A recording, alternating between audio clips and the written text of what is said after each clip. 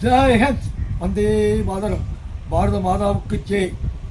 என் உயிரினம் இனிய பாரதம் என்னும் புனிதமான தேசத்துக்கு சொந்தக்காரர்களாக்கிய உங்கள் அனைவரின் பாதங்களையும் முதலில் தொட்டு வணங்குவதில் பெருமை அடைகிறேன். இந்த நாள் ஒரு இனிய நாள். பாரத பெருந்தலைவர் காமராஜரின் பிறந்த தின நாள். இந்த இனிமையான நாளில் வாவு சிதம்பரம் பிள்ளையின் மீது பற்று கொண்ட எனது அன்பிற்குரிய நண்பர் திரு சரவணன் சாமி அவர்கள் பெருந்தலைவர் காமராஜரை பற்றி சில தகவல்களை தவிர தாருங்கள் என்று கேட்ட அன்பு கட்டளையின் பேரில் ஒரு சில கருத்துக்களை நான் பதிவு செய்து கொள்ள ஆசைப்படுகின்றேன். அன்ன சத்திரம் 1000 வைத்தல், ஆலயம் 10,000 நாட்டல், அன்ன யாவினும் புண்ணியம் கோடி, அங்கு ஒரு ஏழைக்கு எழுத்தறிவித்தல் என்று சொன்னால் மகாகவி பாரதி.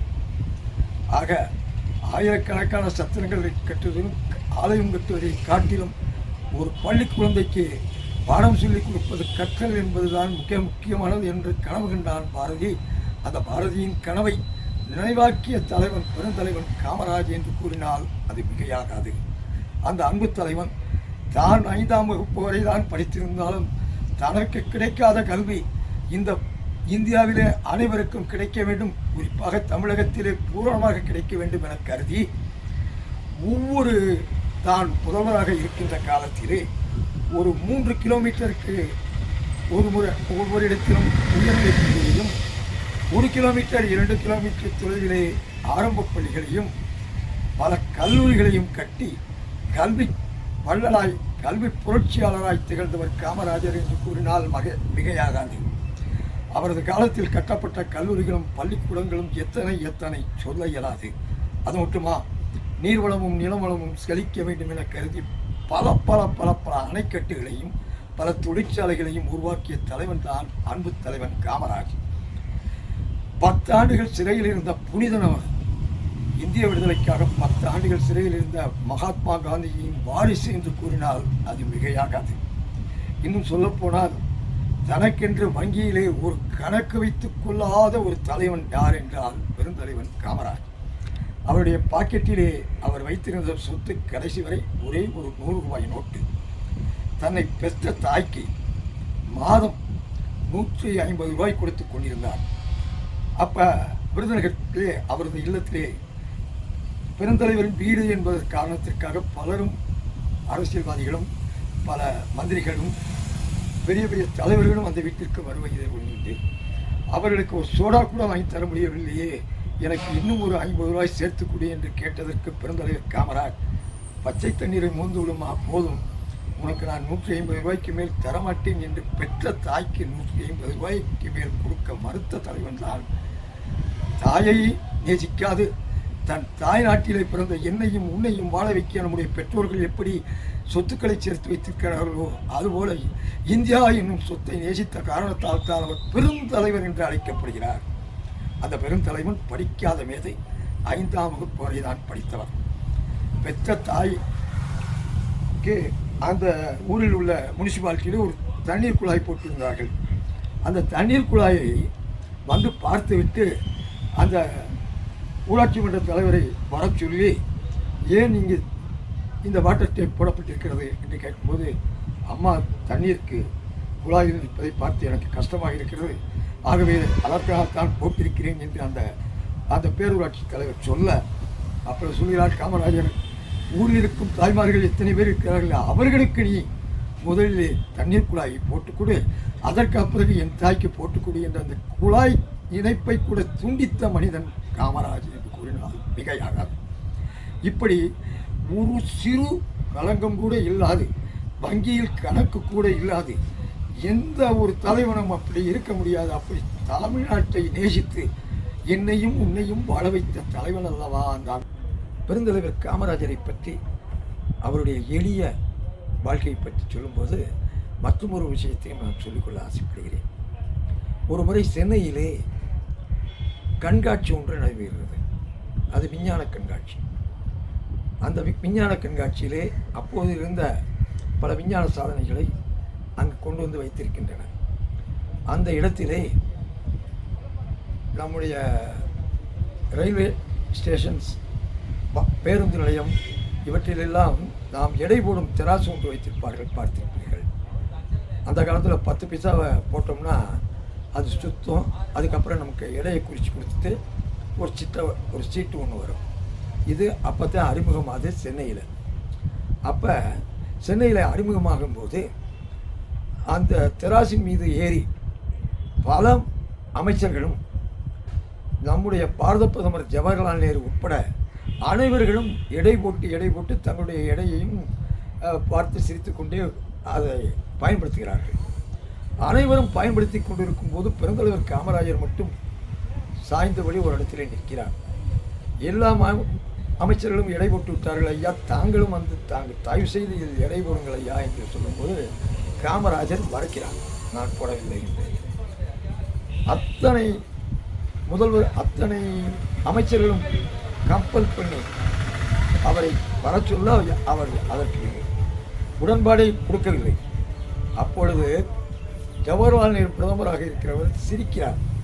அதை பார்த்து, என்ன ஐயா இவர் எடை போட வரமாட்டேங்கிறார்கள், நீங்கள் சிரித்து கொண்டிருக்கிறீர்கள் என்று கேட்கும்போது நேரு சொல்கிறார், நீங்கள் அனைவரும் பாக்கெட்டில் இருக்கக்கூடிய 10 பைசாவோ 50 பைசாவோ எடை போடுவதற்கு பயன்படுத்தி விட்டீர்கள். ஆனால் பாக்கெட்டில் 10 பைசா இல்லாத ஒரு சீஃப் மினிஸ்டர் காமராஜ் என்று சொன்னார், கோளாறு கூட்டினார் ஜவஹர்லால் நேரு. அப்படி எளிமையான வாழ்க்கை, 10 பைசா கூட பாக்கெட்டில் இல்லாத மனிதன் தான் காமராஜ். அந்த அன்பு தலைவனின் எளிமையை பற்றி இன்னும் எவ்வளவோ சொல்லலாம். அந்த அன்பு தலைவன் காமராஜ் வாழ்ந்த காலம் கல்வியுடன் கூடிய பொற்காலம். அவர் தான் பள்ளி சீருடையை கொண்டாரு.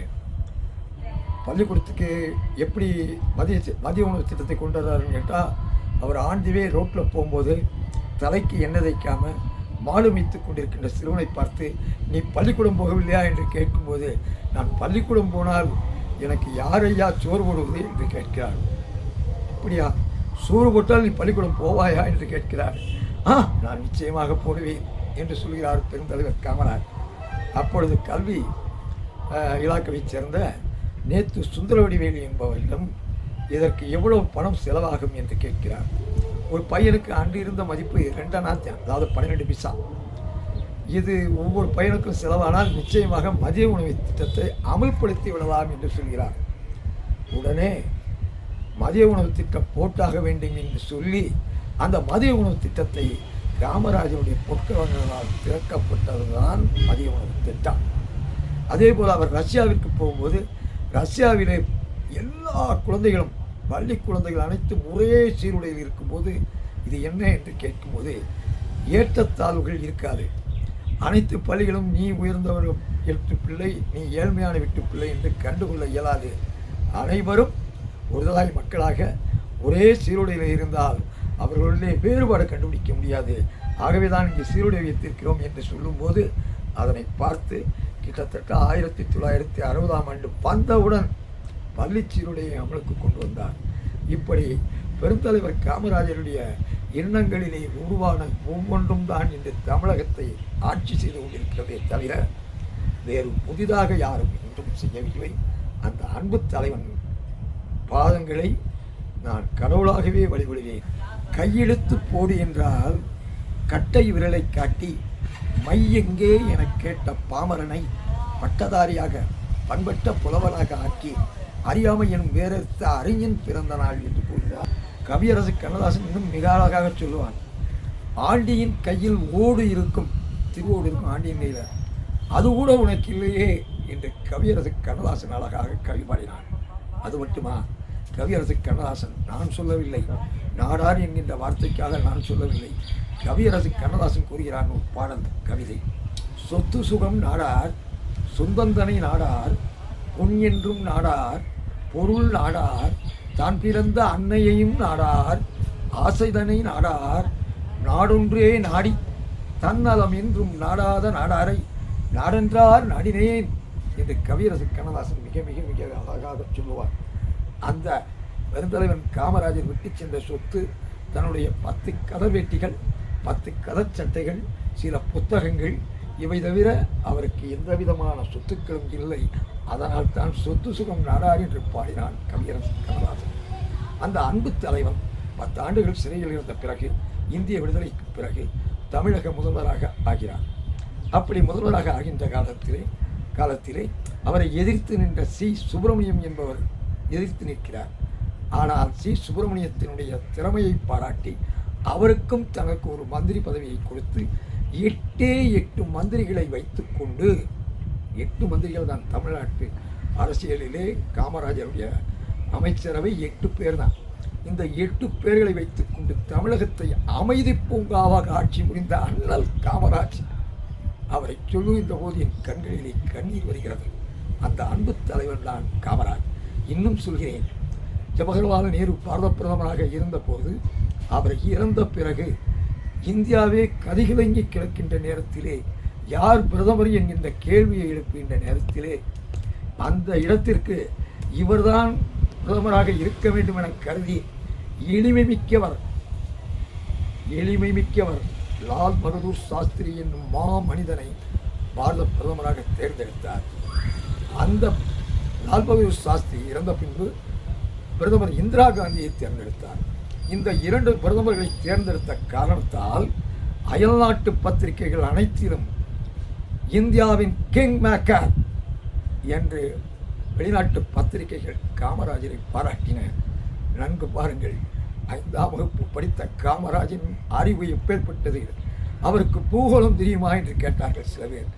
அப்பொழுது சொன்னார் காமராஜர், வெறும் வரைபடத்திலே இருக்கிறது பூகோளம், அதுவல்லையா, எந்த ஊரில் எங்கு தண்ணீர் வருகிறது, எந்த ஆறு எங்கு உற்பத்தி ஆகிறது, அந்த தண்ணீர் எது வழியாக சென்று கொண்டிருக்கிறது, அந்த இடத்திலே அணைகள் கட்டினால் எப்படி இருக்கும், இந்த இடம் அது, அந்த இடம் இது, இதிலே அணை கட்டலாம் என்றெல்லாம் பல பொறியியல் வல்லுநருக்கு கூட தெரியாத ஒன்றை சொல்லி இதுதான் பூகோளம் என்று சொன்ன பெருந்தலைவர் தான் காமராஜ்.